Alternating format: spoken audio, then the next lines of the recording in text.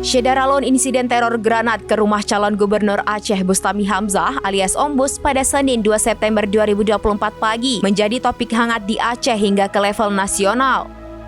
Pasalnya, insiden teror ini terjadi ketika Banda Aceh sedang ramai dengan tamu, atlet, dan ofisial Pekan Olahraga Nasional 21. Foto-foto dan postingan video dari lokasi kejadian pun beredar cepat di berbagai platform media sosial. Di antara video yang beredar berasal dari kamera pengawas atau CCTV yang merekam detik-detik pelaku melempar benda diduga granat ke halaman rumah Ombus. Dalam video rekaman CCTV tersebut, tampak dua pria menggunakan sepeda motor datang dari arah kanan rumah Ombus.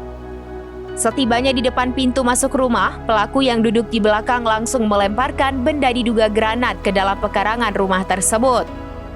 Usai melancarkan aksinya, kedua pelaku langsung kabur ke bagian sisi kiri rumah Ombus, pasangan Cawagup Aceh Tusup tersebut.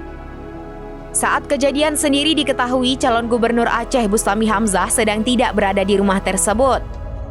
Informasi diperoleh serambinews.com, di rumah itu ada kedua mertua Bustami, istri, serta anak-anak mereka dan sejumlah anggota keluarga.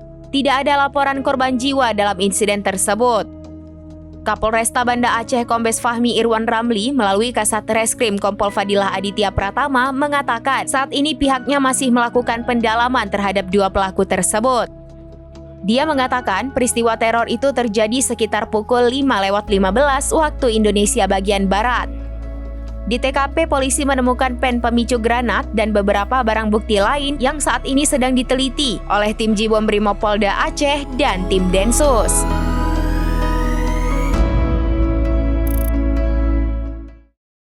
Download Tribun X sekarang, menghadirkan lokal menjadi Indonesia.